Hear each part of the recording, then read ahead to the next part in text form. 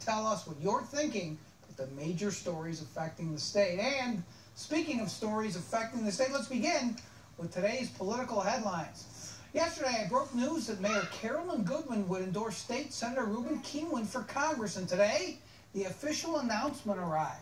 According to a news release from Keeneland's camp, Mayor Goodman said, quote, "Reuben is an effective leader who will break through the gridlock and get things done for the 4th District." And Keeneland followed up, quote, "I am proud to earn the endorsement of Mayor Goodman, whose vision and leadership I admire." I don't usually cry on the air, but I may make an exception for this. The pure, heartfelt love. Actually, it's very unusual for either Carolyn or Oscar Goodman to endorse a candidate. Keeneland was solid for her on that soccer stadium deal, and her name could help his congressional bid.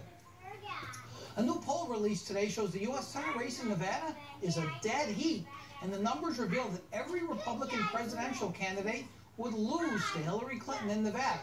The election were held today, that is. Now, keep in mind, the poll was conducted by Public Policy Polling. That's a Democratic leading pollster did the poll for a Democratic super PAC.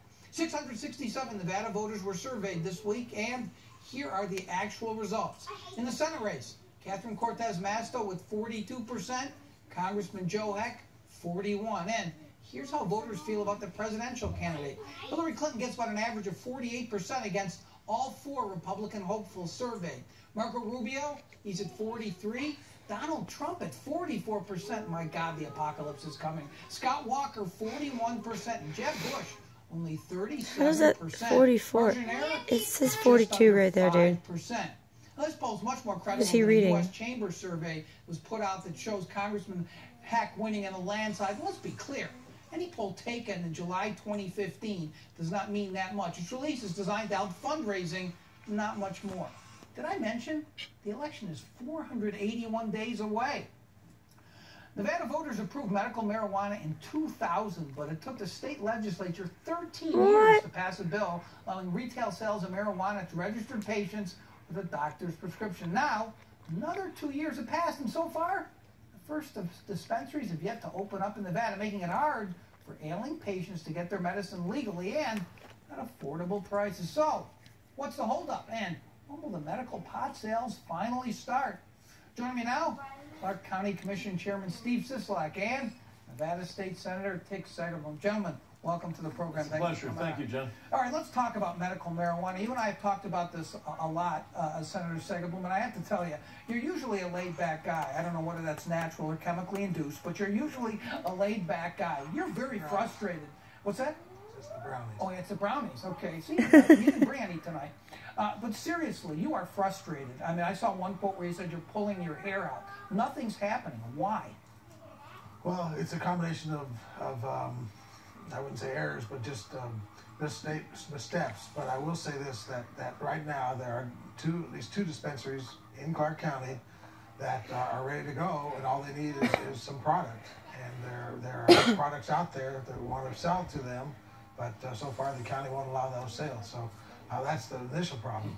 Beyond that, some of the grows, in fact all the grows, have just taken way too long to get up and running. I think people are looking at 2016 and recreational, and they forgot that we're trying to help the people now.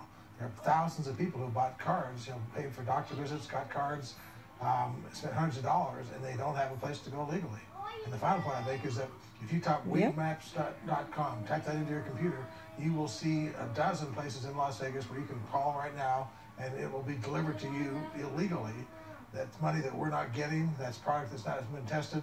But that's what's going on. Why aren't they cracking down on those places? We've talked about that before. I think the cops want to make sure that the recreational is up and running so that they can say there's an alternative before they just shut them down. But it is out there. It's on the website. I'm sure they're making a ton of money, and we're not benefiting from it as taxpayers. And the people who are buying it are not guaranteed what they're getting. All of the stuff we have in our system will be tested, so it'll be high-quality product. In case people are not aware, recreational pot will be on the ballot in 2016. So it's essentially the county's fault that this is all slowed down. You're not allowing the sales, as your friend, the state senator, just said. It's your fault? No, he is my friend, the state senator, but it's not my fault. What had happened is there was a controversy, or I guess a dispute in how the statute was interpreted. I think the biggest problem that's resulted in the lack of product available right now is when we awarded the licenses and the state went through the whole registration issue, the dispensaries got going quicker in terms of building. The cultivation, for some reason, waited around a long time. They have kind of caught up. There's one Because that, of my the understanding, is legal the repercussions from the federal government. Not 2016. Not 2016. It'll be available in the next 14 days. Got places willing now, but according to them, they're illegal. And there's another one coming right behind that. There's probably another half a dozen cultivation operations that are getting ready. But it's, I think a lot of them underestimated the capital. It does not take that long to grow it. Contributions that are going to be necessary to bring the electricity, the water, and all the improvements necessary for these properties. It does not take that much to grow it. Well, legally. Steve's right as far as a dispute over the interpretation of the language, but my interpretation and I believe our intention with the legislature was that home grows could sell up to 12 plants to a dispensary. That's about 12 pounds. We have home grows that are willing to sell that. The product's there, it's been tested. The dispensary doesn't want to buy it, but the county's saying, no, you can only buy 2.5 ounces. You got to get into the weeds, so to speak, about it. But the reality is, this is just a temporary solution, but it would be a solution. And I know he says that it's going to be there in 2 weeks, but we've been here in 2 weeks for 2 years. And I just think this product is here, it's ready to go. It's being sold illegally on the market right now, so let's just get this out there for at least temporarily.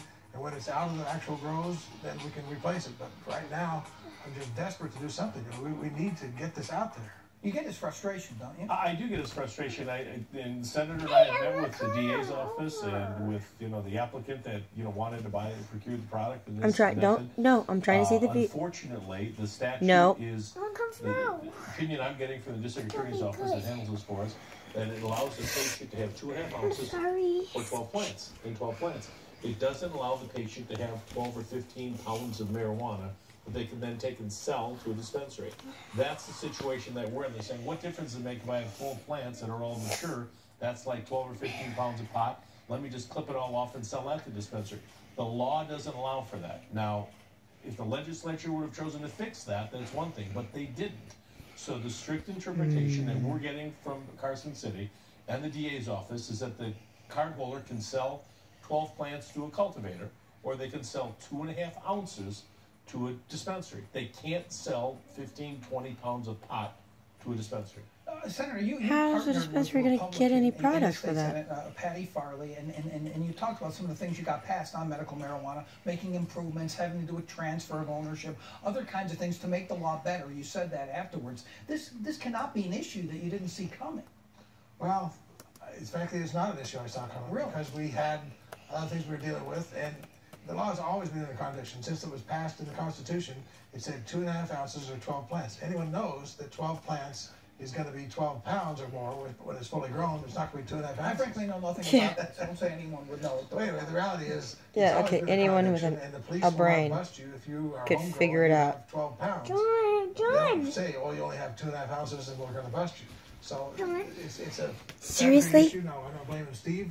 It may be the DA, it may be the state, I'm not sure who, but the reality is there are people out there that want to sell it, that people want to buy it, it's available, it's been tested, and I don't see why we couldn't put it out there for 6 weeks until this real grow gets up and running, if it's somebody that gets up and running.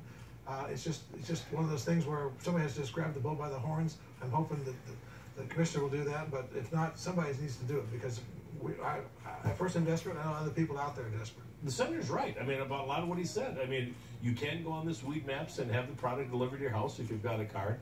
There is a dispute about how much you can have, but originally, when the procurement plan, is what we're calling it, was brought forward, but you're saying it's illegal. We thought that if the person sold the marijuana to a dispensary, then they gave up their right to continue to grow product. But that's not the case anymore. They can continue to grow product. They can continue. Was going to end sunset in 2016. Now it sunsets in 2018. And Metro, and we've dealt with we had everyone at the table. Metro and the DA's office, they've spoken to the AG. No one is interpreting the law with the exception of the senator, and I understand that's his interpretation. If the legislation would have said a medical card holder can sell 12 pounds